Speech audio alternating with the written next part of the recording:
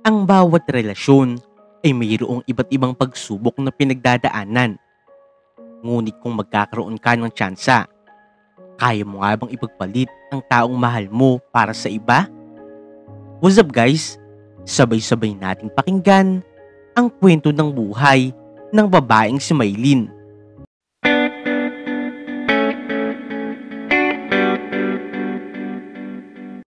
Matagal nang magkasama sa iisang bubong ang magnobyo na sila Maylin at Jed. Isang umaga, habang nagluluto si Maylin ng agahan, naamoy kaagad ni Jed ang halimuyak ng tinapa at mainit na kape. Dahan-dahan siyang bumangon mula sa banig na nakalatag sa sahig. Umikab at nginitian ng kanyang nobya. "O Maylin, ang aga mo naman gumising," sabi niya habang kinakamot ang batok. Ngumiti naman si Maylin. "Sanay na ako. Mahaba ang araw ko ngayon. May quiz pa kami mamaya sa medical school." "Quiz? Aba, parang araw-araw yata ang exam nyo ah." Muling napangiti si Maylin. "Ganon talaga mahal. Malapit na ang finals eh. Tapos internship na. Pero kahit ganon, kayang-kaya ko to. Alam mo naman ang pangarap ko. Kapag naging doktor na ako, gusto ko talaga makatulong sa mga taong may sakit, lalo na dito sa lugar natin." Lumapit kaagad si Jed at hinaplos ang buhok ng kanyang nobya. "Kaya mo yun mahal. Naniniwala ako sa'yo. Tsaka ikaw pa? Lahat ng pinapangarap mo, ginagawan mo ng paraan." Napangiti si Maylin sa mga salitang yun. "Mas lalo na ikaw Jed. Kung hindi dahil sa'yo, baka hindi ko nagagawa ang lahat ng to. Lahat ng bayad sa tuition, pamasahe araw-araw, pagkain, basta lahat. Ikaw ang gumagastos. Minsan nga naiisip ko, sobrang swerte ko talaga sa'yo." Ngumiti si Jed, halatang nahihiya. "Swerte rin naman ako sa'yo Maylin. Kasi kahit hirap tayo, may dahilan ako para magpatuloy. Tuwing papasok ako sa trabaho, ikaw nang palagi ang nasa isip ko. Ikaw na lang talaga yung dahilan kung bakit kahit wala akong tulog, tumatayo pa rin ako. Kahit mahirap, nagpapatuloy ako." Tahimik lamang silang dalawa sa ilang sandali habang sabay na kumakain. Sa mga sandaling yun, tila ba simpleng almusal lamang yun. Pero para kay Jed, yun na ang pinakamasarap. Ang kasamang mahal niya sa tahanang pinaghirapan nilang buuin. Matapos kumain, nag-ayos na nga rin si Jed ng gamit. Nagtatrabaho siya bilang security guard sa isang gusali sa lungsod at lagi nga siyang panggabi. Minsan, ilang oras lamang ang kanyang tulog. Pero kahit na ganun, hindi nga siya nagre-reklamo. "Jed," tawag ni Maylin habang nag-aayos ng bag. "Mahal, hindi mo ba naisip na maghanap na lang ng ibang trabaho? Yung mas maayos, lalo na sa oras mo. Ang hirap kasi talaga ng sitwasyon mo eh. Pagod at puyat ang kalaban mo palagi." Sambit ni Maylin. "Matagal ko na rin naisipin mahal. Pero yun nga lang, alam mo naman sa panahon ngayon, napakahirap ng humanap ng ibang trabaho. Huwag kang mag-alala sa akin Maylin. Kayang-kaya ko to. At least dito, sigurado ang sahod. Kahit maliit, sapat na para sa tuition mo." Napayo ko si Maylin pagkatapos itong sabihin ni Jed. "Alam mo ba kasi Jed, nahihiya na ako sa iyo eh. Ako yung nag-aaral. Ikaw naman yung nagpapakahirap. Parang hindi patas." Nilapitan siya ni Jed. Hinawakan ng kanyang kamay. "Ano ko ba naman Maylin? Hindi mo kailangang mahiya sa akin. Ito ang paraan ko para iparamdam sa iyo kung gaano kita kamahal. Hindi ako nagsasakripisyo dahil kailangan Maylin. Ginagawa ko to dahil gusto ko. Dahil ikaw yung pangarap ko. Kung saan ka masaya, susuportahan kita." Tuluyan nang napaiyak si Maylin sa mga salitang yun. "Jed, mahal na mahal kita. Salamat." "Ikaw naman Maylin no. Huwag ka nang umiyak. Ayoko nakikita kang umiiyak." Nagkatawanan na nga lamang silang dalawa. Pagkatapos noon, nagpaalam na si Jed at lumabas ng bahay. May baon pang halik sa pisngi mula kay Maylin. Habang naglalakad papunta sa trabaho, naramdaman ni Jed ang lamig ng umaga. Napatigil siya sandali sa harap ng isang tindahan at tumingin sa refleksyon sa salamin. Pagod ang mga mata, marumi na ang sapatos, at luma na ang kanyang uniforme. Pero sa likod ng lahat ng iyon, nakangiti pa rin siya. Konting tiis na lang. Pag naging doktor na si Maylin, lahat ng hirap ko, sulit na, sabi niya sa kanyang sarili. Samantala, si Maylin naman ay pumasok na sa universidad na may baon na inspirasyon. Habang nag-lecture ang kanilang professor, hindi niya mapigilang umiti tuwing naiisip ang mukha ni Jed. Lumipas pa nga ang mga buwan at nasanay na nga rin sila sa ganitong buhay. Si Jed, puyat at pagod. Si Maylin naman ay abala sa kanyang pag-aaral. Pero kahit na ganoon, palagi pa nga rin silang may oras para sa isa't isa. Tuwing linggo, lumalabas nga sila kahit simpleng date lamang. Minsan fishbowl sa kanto, kung minsan naman ay lugaw sa tabi ng simbahan. Balang araw, Jed, kapag naging doktor na ako, bibilang kita ng bagong motor. Kung gusto mo, kotse pa eh. Para hindi ka na naglalakad patungo sa trabaho mo. Sambit ni Maylin habang nakangiti kay Jed. Totoo yun, Maylin, ha? Baka kapag yumaman ka na, iwanan mo na ako. Pabirong sambit ni Jed. Sus, ikaw talaga, Jed. Paano naman kita iiwanan? Ikaw na nga ang tahanan ko. Sa paglipas ng mga taon, sa pagsisikap ni Jed para mapaaral si Maylin, ngayon, nagbunga na ang lahat ng kanilang paghihirap. Isa ng ganap na doktor si Maylin. Ang tagal kong hinintay ito. Sambit ni Maylin sa kanyang sarili habang inaayos ang puting coat. Nandoon nga rin si Jed, nakangiti, suot ang simpleng polo at pantalon. Kahit pawisan at halatang galing sa trabaho, hindi niya pinansin yun. Ang mahalaga para sa kanya ngayon ay makasama niya si Maylin sa araw ng malaking tagumpay na ito. Noong matapos na ang seremonya ay agad siyang lumapit kay Maylin. Dala ang isang maliit na bouquet ng bulaklak. Para sa'yo, mahal, sambit ni Jed. Medyo nahihiyang umiti. Hindi ko kayang bumili ng mamahaling regalo. Pero naputol na nga kaagad ang kanyang sasabihin noong bigla siyang yakapin ni Maylin. Hindi ko kailangan ng mamahaling regalo, Jed. Ikaw lang, sapat na. Tsaka baka nakakalimutan mo, ikaw ang nagtaguyod sa akin. Kung hindi dahil sa'yo, hindi matutupad to. Pagkaraan lamang ng ilang buwan, natanggap na si Maylin sa isang malaking ospital sa lungsod. Isa itong oportunidad na hindi nga niya maipaliwanag kung gaano kalaki para sa kanya. Jed, tanggap na ako! Sigaw ni Maylin, halos mapatalon sa sobrang tuwa. Napangiti nga rin si Jed. Yun ba yung ospital na sinasabi mo sa akin? Yung mataas yung sahod? Oo, Jed, yun nga. Pangarap kong ospital to. Sa wakas, natanggap na ako. Sobrang galing din ng chief doctor namin, si Dr. Benson. Kilalang kilala siya ng lahat. Bahagya namang napataas ang kilay ni Jed. Benson? Yun yung idol mo, di ba? Nung sinasabi mong gwapo at matalino? Ngumiti naman si Maylin. Ikaw talaga, Jed, oh. Huwag ka na magselos. Magiging boss ko yun. Tsaka hindi nun type yung katulad ko. Napatawa na nga lamang din si Jed. Biro lang, Maylin. Hindi naman ako nagsiselos. Basta tandaan mo lang, kahit gaano pa katalino ang mga yun, ako pa rin ang boyfriend mo, ha? Ngumiti nga rin si Maylin at niyakap siya. Oo naman, walang papalit sa'yo, Jed. Sa unang mga linggo sa ospital, halos hindi maramdaman ni Maylin ang pagod.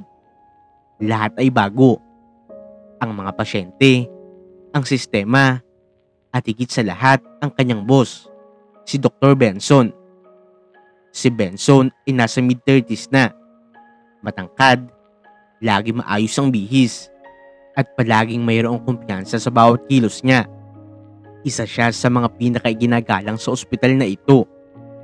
Doc Maylin, tawag ni Benson, isang hapon habang nasa station. Pwede bang sumama sa rounds mamaya sa mga bagong pasyente?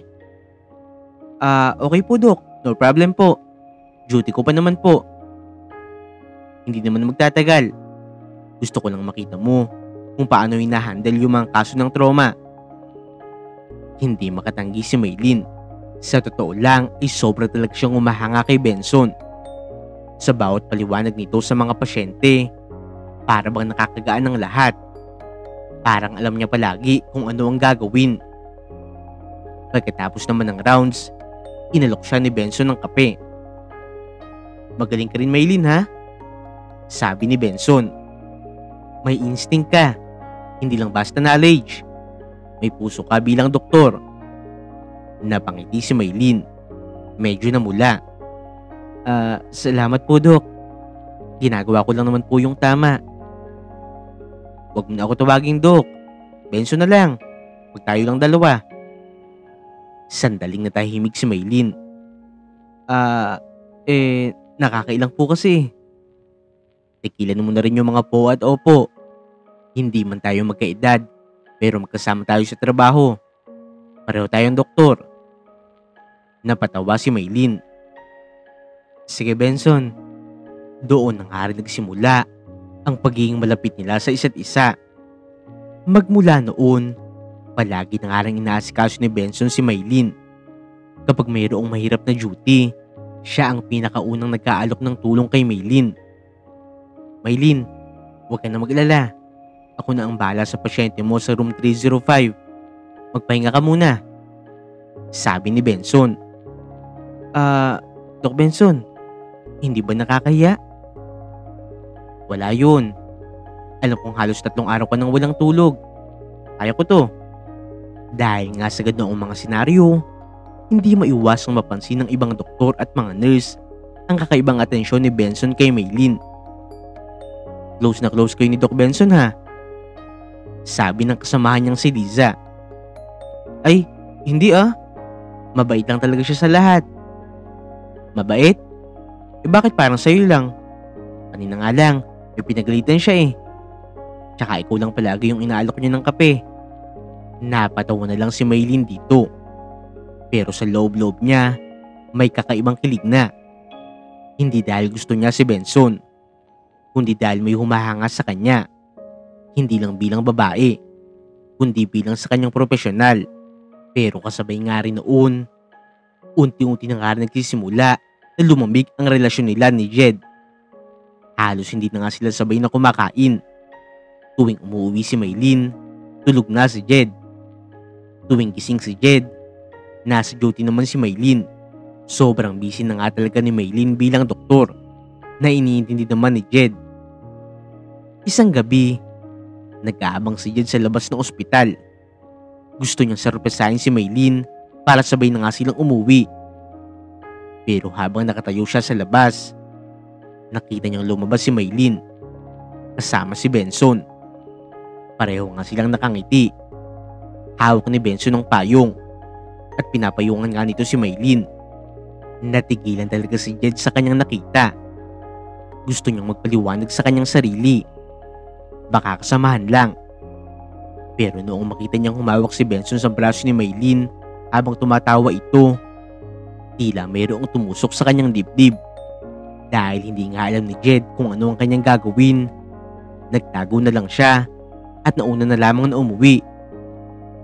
Pagdating naman ni Maylin sa bahay, tahimik lamang si Jed. O Jed, gising ka pa? Dapat tulog ka na, ha? Tanong ni Maylin. May kausap ka kanina sa labas ng ospital? Tanong naman ni Jed. Ha? Oo. Si Doc.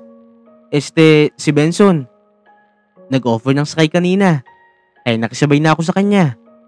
Siya ang naghatid sa akin. Napayuko na lamang si Jed. Maylin, hindi naman sa pinagbabawalan kita. Gusto ko lang din malaman kung okay ka lang. Ngumiti si Maylin. Jed, mahal, huwag kang mag-alala. Wala yun. Malayong malayo sa iniisip mo. Pero sa likod ng ngiti niyang yun, may bahagyang pag-aalinlangan. Lumipos pa nga ang mga araw at mas lalo nga sila naging malapit ni Benson. Madalas silang mag-lunch break na magkasama.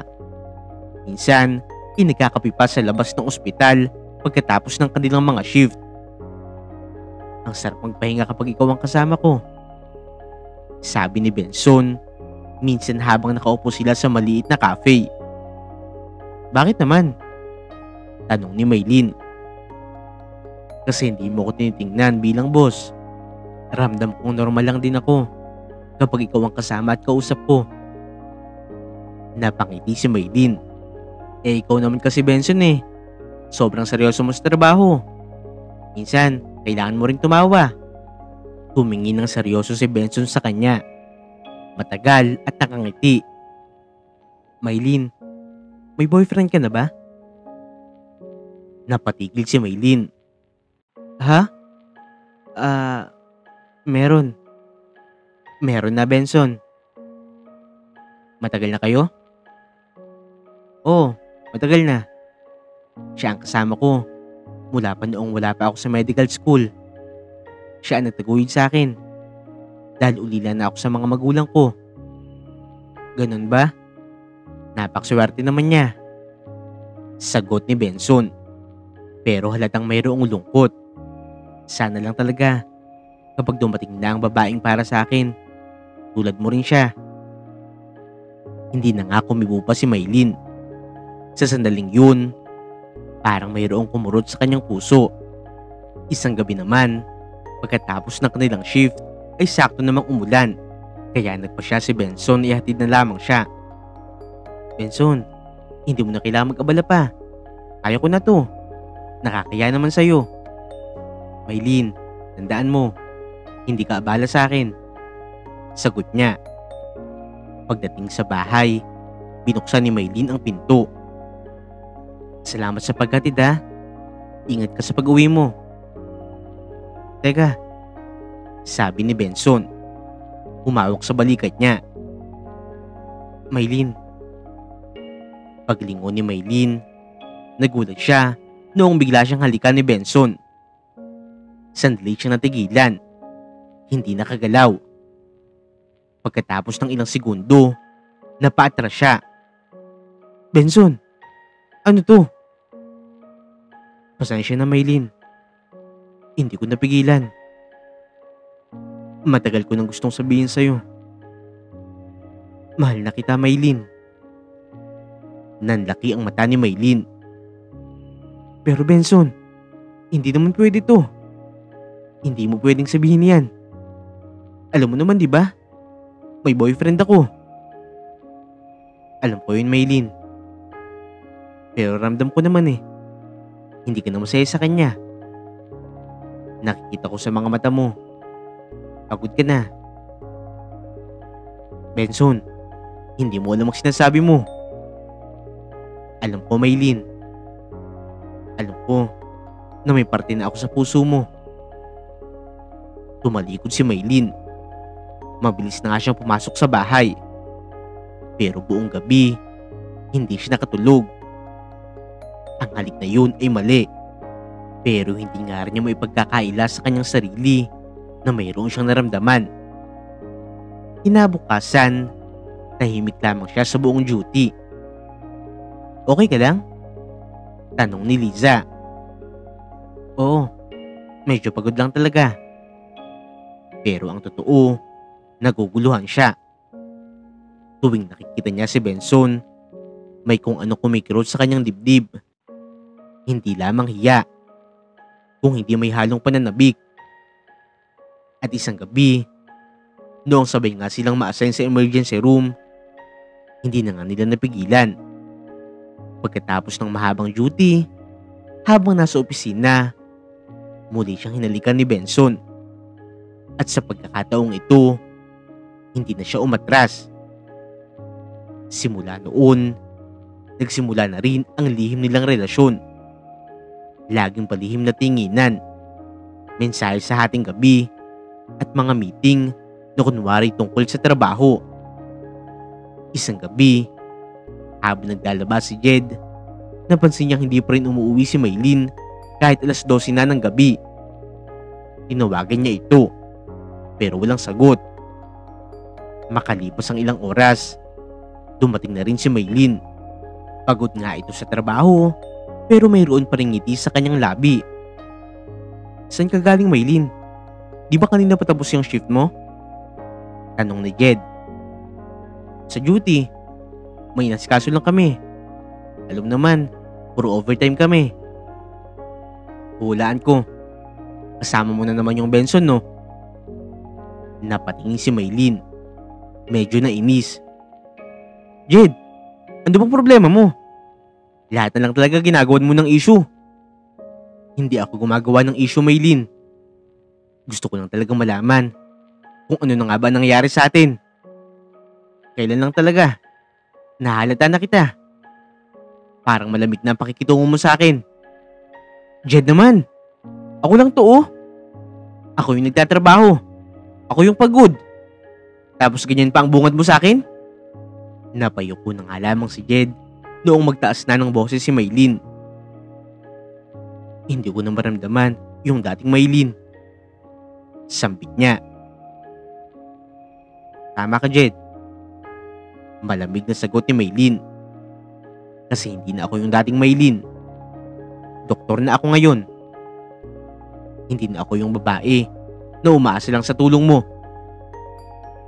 Sa puntong yun, unang beses nga silang hindi nag-usap ng mahigit 1 linggo.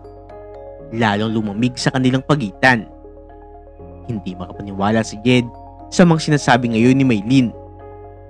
Isang umaga, habang tulog pa si Maylin, pumasok si Jed sa kwarto ni Maylin para magpaalam bago pumasok sa duty. Pero napansin nga nito ang cellphone sa mesa. Bigla kasing mayroong dumating na mensahe. Hindi alam ni Jed kung bakit, pero mayroong nagtulak sa kanya na buksan ang mensahe. Pagkabukas niya, ito ang nabasa ni Jed sa mensahe na mula kay Benson. "Miss na kita, Maylin. Ano, same place mamaya?" Noong mabasa nga ito ni Jed, parang binuhusan siya ng malamig na tubig. Nanginginig ang kanyang mga kamay habang hawak ang cellphone. At bago pa man niya tuluyang buksan ang mga lumang mensahe, nagising na nga si Maylin. "Jed, anong ginagawa mo dyan?" Gulat niyang sabi. Tumingin si Jed. Luhaan. "Ito ba yung dahilan kung bakit palagi kang wala sa bahay? Kung bakit palagi kang ginagabi? Tama nga ako. Si Benson." Natahimik si Maylin. Hindi alam kung ano ang kanyang sasabihin. Huminga na lamang siya ng malalim at doon ay umamin na. "Oo, Jed. Tama ka. Pero bakit, Maylin?" "Hindi ko rin alam, Jed. Napagod na lang ako. Ayoko na magpakahipokrita. Pero mahal ko na siya. Mahal ko na si Benson." Hindi nakapagsalita si Jed. Tanging luha lamang ang bumagsak. Kaya pala, lahat ng sakripisyo ko, ganito lang pala matatapos. Lumapit si Maylin, pero umiwas si Jed. "Wag na, Maylin. Tama na." "I'm sorry, Jed." "Hindi mo kailangan mag-sorry, Maylin. Isa na lang.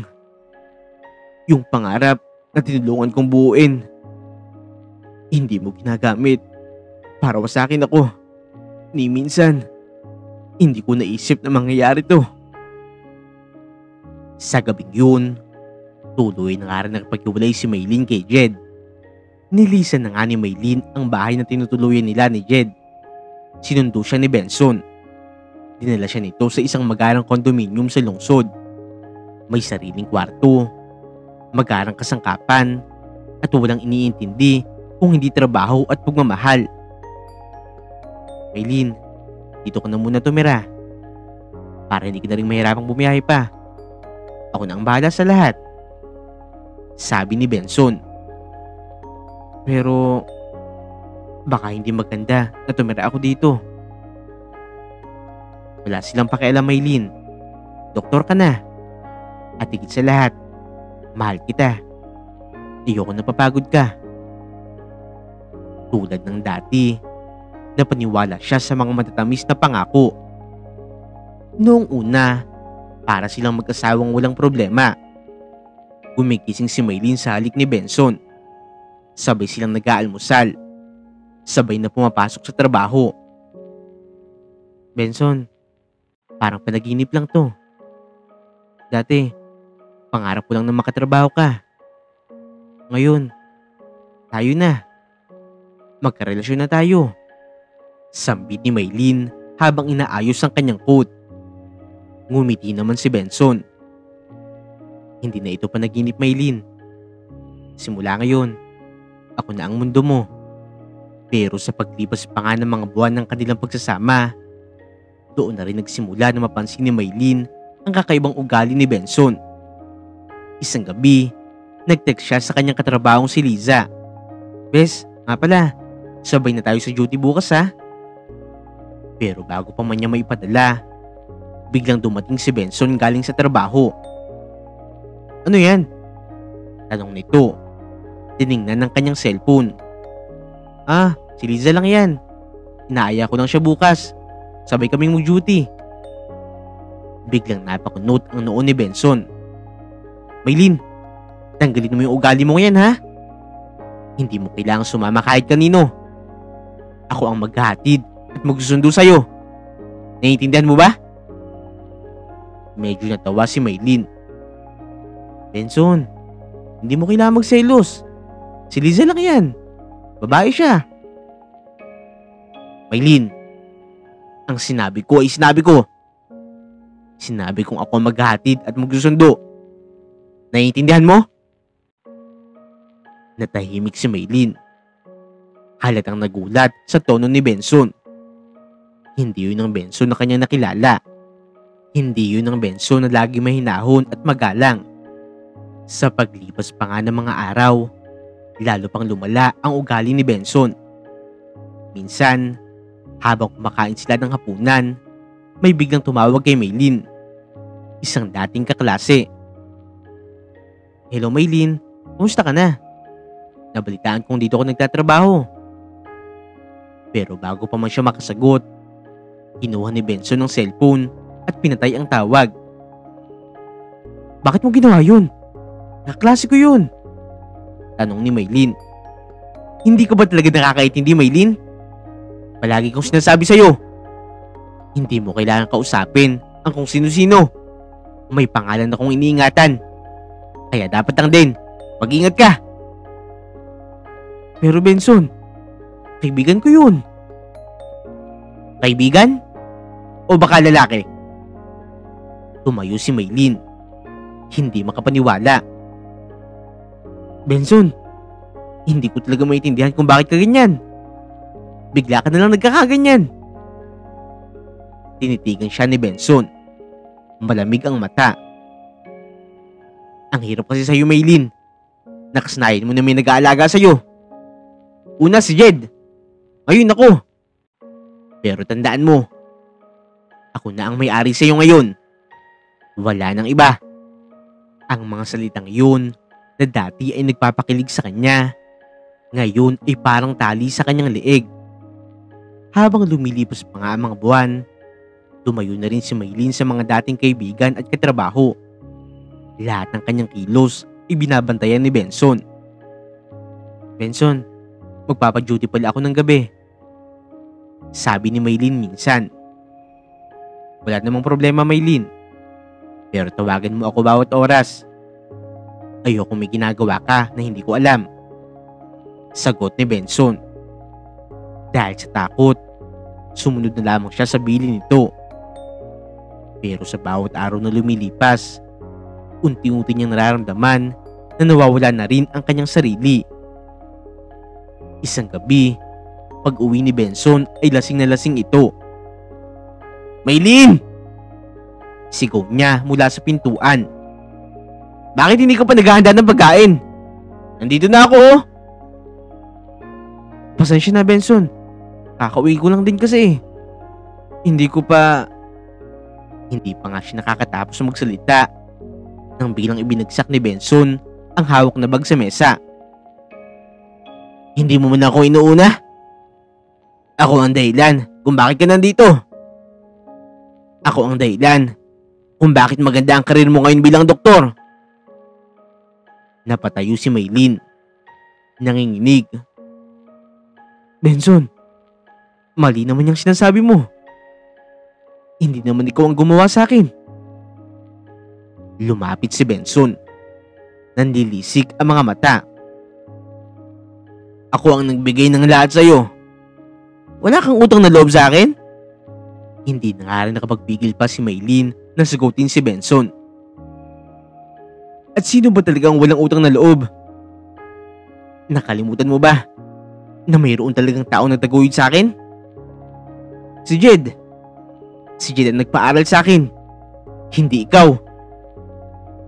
Pagkasabi niya ngayon, bigla siyang sinampal ni Benson. Natahimik ang buong kondo. Narinig lang ang tunog ng sampal na bumiyak sa kanilang pagitan.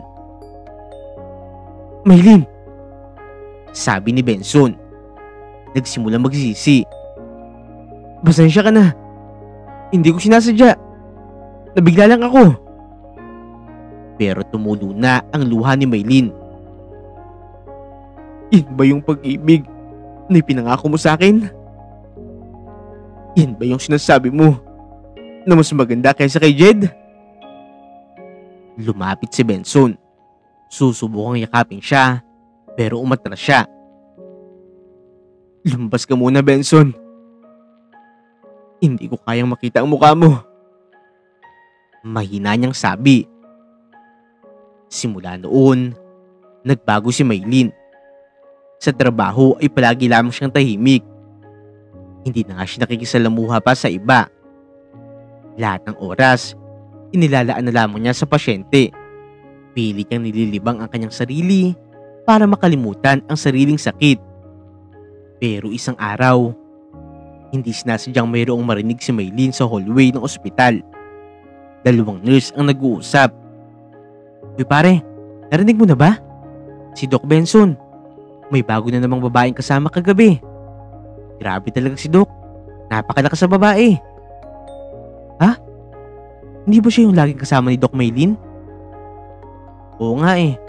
Pero sabi nila, yung bago raw, model daw. Noong marinig yun ni Maylin, parang gumuho ang lahat sa kanya. Hindi siya agad naniwala. Pero ng gabing yun, habang nasa kondo siya, napansin niyang hindi pa umuwi si Benson. Kahit mag-uumaga na. Tinawagan niya ito, pero wala ring sagot. Pero ilang oras pa nga ang makalipas, dumating na nga rin ito sa kanilang kondo. Benson, sino yung kasama mo? Mahina niyang tanong. Ngumiti lang si Benson, pero halatang lasing. Bakit, Maylin? Wala ka na ba talagang tiwala sa akin? May karapatan ako magtanong. Benson, niloloko mo ba ako? Maylin, bakit ba talaga? Ikaw lang ba ang pwede kong mahalin? Sa mga salitang yun, natigilan si Maylin. Parang bumalik sa kanya lahat ng sakit na siya mismo ay nakagawa ng ganitong kasalanan noon. Napaupo na lamang siya at umiiyak. Ganito rin siguro yung naramdaman ni Jed noon. Ano? Tanong ni Benson. Wala. Tama ka. Siguro ito na nga yung kapalit ng lahat ng ginawa ko noon.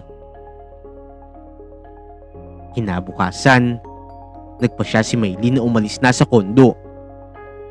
Habang nag-iimpake siya, dumating si Benson. Saan ka pupunta? Aalis na ako.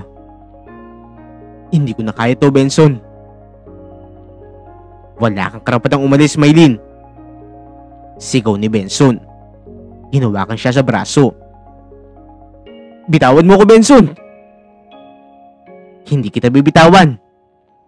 Wala kang silbi kung wala ako, Maylin. Hindi makapaniwala si Maylin na muli nga siya pagbubuhatan ng kamay ni Benson. Mas malakas pa nga ngayon. Napaupo na lamang siya sa sahig. Luhaan. Bakit mo ba ito ginagawa, Benson? Akala ko ba mahal mo ako? Hindi mo naiintindihan. Ikaw lang ang may kasalanan kung bakit ako ganito. Dati, napakabait ko. Pero dahil sa'yo, natutunan ko magduda, magalit, at manakit. Sabi ni Benson. Tumayo si Maylin. Hinila ang bag at lumabas ng pinto kahit nanginginig pa ang kanyang tuhod. Kung yan ang ibig mong sabihin na pagmamahal, mas pipiliin ko na lang na mag-isa. Doon na nga tuluyan siyang umalis. Walang direksyon. Walang uuwian. Makalipas pa nga ang ilang araw, nakahanap na nga rin siya ng maliit na uupahan sa lungsod. Sa unang pagkakataon, namuhay na nga siya mag-isa. Walang ibang kasama. Tahimik. Walang ingay ng sigaw. Walang halik. Walang pagmamahal. Habang nakahiga, kinuha niya ang lumang kahon ng mga alaala. Doon niya nakita ang litrato nila ni Jed. Nakangiti, magkahawak ang kamay. Jed, bakit ko naman ginawa to? Sa dami mong tiniis, sa dami ng mga sakripisyo mo, nagawa ko pang lokohin ka. Bulok niya. Habang pinagmamasdan niya ang larawan, biglang tumulo ang luha niya. Hindi dahil mahal pa niya si Benson, kundi dahil muling bumalik sa kanya ang bigat ng mga kasalanan na hindi na nga niya kayang itama pa. Sa ospital, nagsimula siyang muli. Tahimik lamang siya, masipag at halos walang kausap. Lumipat na nga siya ng ospital na pagtatrabahuhan. Isang gabi, umuulan ng malakas. Habang nakaupo siya sa loob ng apartment, tumingin siya sa bintana. Sa bawat patak ng ulan, naaalala niya ang mga gabi na hinihintay siya ni Jed, habang siya naman ay nakikisilong sa bisig ng ibang lalaki. Kung may pagkakataon lang, gusto kong humingi ng tawad. Gusto kong itama ang lahat. Mahina niyang sabi. Pero alam rin niya sa kanyang sarili na tila huli na ang lahat. Sa paglipas pa ng mga taon, isa na nga si Dr. Maylin sa mga iginagalang na doktor sa kanilang lugar. Kilala bilang mahusay, masikaso at dedikado sa pasyente. Pero sa likod ng lahat ng papuri, mayroong puso na hindi pa rin ganap na payapa. Sa bawat paggising niya sa umaga, tumititig siya sa salamin at nakita pa rin niya ang babae na minsang tumalikod sa pag-ibig kapalit ng ambisyon. Maayos na ang buhay ko ngayon.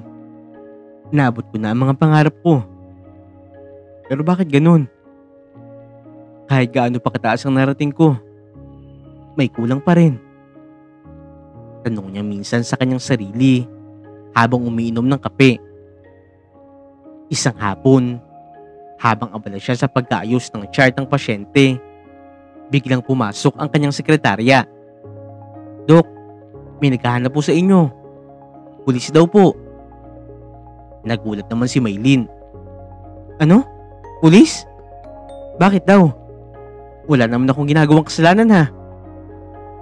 Napangiti ang kanyang sekretarya. Hindi ko rin po alam, Dok eh. Pero mukhang kakilala ka daw po niya. Nagtaka naman si Maylin. Agad siyang tumayo at lumabas ng kanyang opisina. At doon na nga bumungad sa kanya ang isang lalaki na nakasuot ng uniforme ng pulis. Para siyang binuhos ng malamig na tubig. Jed? Mahina niyang bulong. Nakatayo doon si Jed. Suot ang uniforme ng pulis. Malinis ang gupit, matikas, at mayroong kakaibang tindig. Pero higit sa lahat, ang mga mata nito na bagamat matalim ay mayroong pamilyar na lambing na minsan niyang minahal. Maylin, ikaw ba talaga yan, Jed? Hindi ako makapaniwala. Matagal na rin, no? Sandali nga sila nagkatitigan. Walang salita. Tanging mga alaala lamang ng nakaraan ang nag-uusap sa kanilang pagitan. Noong matapos na ang duty ni Maylin, nagaya si Jed na mag-usap malapit sa karinderya. Hindi ito magarbo. Simpleng lugar lamang. May plastic sa mesa at amoy ng ginisang bawang. Pero sa kanya, parang ito ang pinakamatamis na hapunan sa loob ng 5 taon. Hindi ko inakala makikita kita ulit. Balita ko, kilalang kilala ka na ngayon bilang magaling na doktor. Nagulat naman si Maylin. Hindi naman, Jed. Ginagawa ko lang ang trabaho ko. Ikaw, pulis ka na pala. Naabot mo na rin ang pangarap mo. Oo, Maylin. Alam mo naman, matagal ko na rin pangarap to. Noong mga panahon na iniwan mo ko, doon ko rin kasi naisip na baka yun na rin ang pagkakataon para patunayan ko na kaya ko rin tumayong mag-isa. Tumahimik si Maylin. Hindi niya alam kung ano ang kanyang isasagot.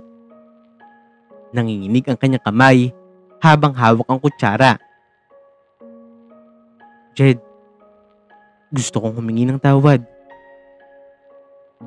Maylin, hindi mo na kailangang humingi ng tawad. Hindi, Jed. Kailangan ko. Dahil niloko kita. Tinalikuran ko yung tao na nagbigay sa akin ng lahat.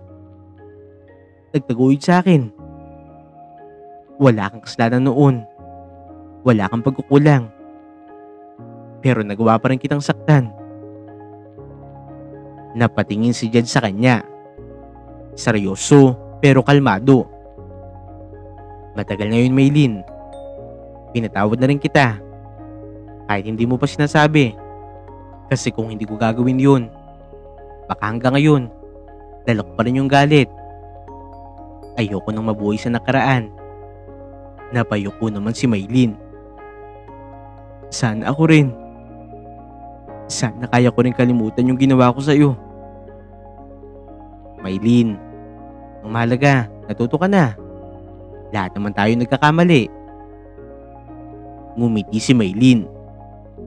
Pero sa loob niya, parang unti-unting bumabalik ang lahat. Ang mga gabing nilalambing siya ni Jed. Ang mga araw na ipinagluluto nga siya nito kahit pagod. At ang mga panahon na sinasabi nitong, kaya mo yun, mahal. Balang araw, magiging doktor ka rin. Matapos ang ilang minutong katahimikan, biglang huminga ng malalim si Jed. Maylin, actually, may dahilan talaga ako kung bakit kita pinuntahan. Napataas naman ang kilay ni Maylin. Dahilan? Oo, Maylin. Nandito ako para bigyan ka ng invitation. Gusto sana kitang imbitahan. Ikakasal na ako. Nanlaki ang mata ni Maylin. Muling gumuho ang kanyang mundo. Napahawak siya sa mesa. Kasal? Oo, Maylin. Ikakasal na ako sa susunod na buwan. Si Lara. Isa naman siyang engineer. Nakilala ko siya habang nakasign ako sa kabilang bayan.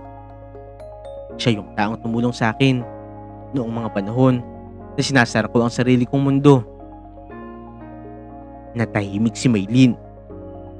Hindi niya alam kung paano tatanggapin ang balita. Pinilit na nga lamang niyang umiti. Pero nangingilid ang kanyang luha. Maganda yan, Jed. Masayang masaya ako para sa'yo. Sana totoo yan, Maylin, ha? Pumunta ka. Oo naman, Jed. Totoo to. Dapat lang talaga na maging masaya ka. Dapat lang na totoong makahanap ka na magmamahal sa'yo. Yung hindi ka iiwan. Sandaling katahimikan. Ramdam nila pareho ang bigat ng bawat salitang lumutang sa kanilang pagitan. Maylin, hindi ko ginustong masaktan ka sa sinabi ko. Pero gusto kong malaman mo na kung ano man yung pinagdaanan natin noon, hindi ko yung kinalimutan. Ikaw yung unang babae na minahal ko ng totoo. At dahil sa'yo, natutunan ko na magmahal ng tama. Jed, sambit ni Maylin. Pero ngayon, Maylin, kailangan ko na rin maging masaya. Sana ikaw rin. Makahanap ka na rin ng tao magpapasaya sa'yo. Sa mga salitang yun, parang tuluyan nagdilim ang paligid ni Maylin. Pagkatapos ng kanilang usapan, sabay na nga sila naglakad pa uwi. Tahimik, wala nagsasalita. Tanging hangin lamang ang naririnig. Sa tapat ng bahay ni Maylin, tumigil si Jed. Dito na ako. Baka hinahanap na ako ni Lara. Muling napayuko si Maylin. Jed, pwede ba yakapin kita? Kahit ngayon lang ulit. Kahit sa huling pagkakataon lang. Tumango si Jed. Lumapit si Maylin. Niyakap siya ng mahigpit. Parang ayaw ng bitawan. Ramdam niya ang tibok ng puso nito. At sa bawat pintig, naramdaman niya ang alaala ng pagmamahal na minsan niyang sinayang. Salamat sa lahat, Jed. Sa pagmamahal, sa sakripisyo, sa pagtitiis. Sana lang talaga, sa susunod na buhay, ako naman ang magmahal sa iyo ng tama. Sapat na to, Maylin. Huwag mo nang balikan ang nakaraan. Magpatuloy ka. Dahan-dahan siyang bumitaw. Pero bago tuluyang umalis si Jed, tinitigan muna niya ang mukha ni Maylin. Parang may gusto siyang sabihin. Pero mas pinili niya ang katahimikan. At sa bawat takbang ni Jed palayo, ramdam ni Maylin ang unti-unti nga ring paglayo ng kanyang dating sarili. Pagpasok niya sa bahay, hindi na nga napigilan pa ni Maylin ang pag-iyak. Lahat ng emosyon biglang bumuhos. Galit sa kanyang sarili, panghihinayang at pagod. Napaload na lamang din siya sa sahig. Hinawakan ang lumang litrato ni Jed. Bakit pa kasi kita pinakawalan? Bakit ko pa niloko yung taong handang magtiis, magsakripisyo para sa akin? Bakit mas pinili ko pa yung buhay na akala ko mas maganda? Tumingala siya sa itaas. Nanginginig ang kanyang labi. Kung may pagkakataon lang ako ulit, sana doon ko pa rin pinili yung tahanan, hindi yung palasyo. Matagal siyang umiyak hanggang sa napagod. Kinabukasan, pumasok siya sa ospital na parang walang nangyari. Pero sa likod ng kanyang profesional na ngiti, may pusong wasak na hindi na muling mabubuo. Noong dumating na nga ang araw ng kasal ni Jed, sa impitasyong ibinigay ni Jed, nakasulat lamang dito, para sa isang taong minsan kong minahal ang totoo. Pero hindi nga dumalo si Maylin. Naisip niya, hindi ko kayang makita siyang masaya sa piling ng iba. Hindi dahil sa ayoko maging masaya siya, kundi dahil alam ko na ako sana yun. Ako sana yung kasama niya. Kung hindi ko lang siya sinaktan. Kinagabihan, nagpunta na nga lamang si Maylin sa simbahan kung saan ikinasal si Jed. Huli na, tahimik na, tapos na ang kasal. Pumasok siya. Naupo siya sa huling pwesto. at tinitigan ang altar. Panginoon, kung ito man po ang kabayaran ng mga kasalanan ko, tinatanggap ko. Pero sana naman po, bigyan mo ako ng kapayapaan.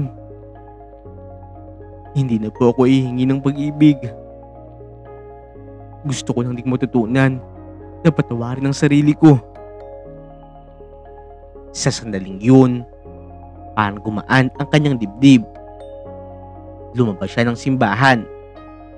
Tahimik nang umiti. At sa unang pagkakataon sa mahabang panahon, nakaramdam na nga rin siya ng kapayapaan kahit masakit. Lumipas pa ang ilang taon, si Dr. Maylin ay patuloy pa nga rin naglingkod sa kanyang mga pasyente. Mas maunawain, mas mabait, at mas mapagpatawad. Minsan, may nakikita siyang magkasintahan sa ospital na nagtatalo. Lalapitan niya, hingitian, at sasabihing, payo ko lang sa inyong dalawa. Huwag niyong hayaang pumasok ang pride sa pagitan niyong dalawa. Kapag mayroon nagmahal sa inyo ng totoo, palagahan niyo. Hindi araw-araw ay mayroong taong handang magsakripisyo para sa inyo. Sa tuwing sinasabi niya yun, alam niyang hindi lang yun para sa kanila, kung hindi para na rin sa kanyang sariling puso na minsan nagkamali at ngayon ay natuto na. Dito na nga rin po nagtatapos ang kwento ni Maylin.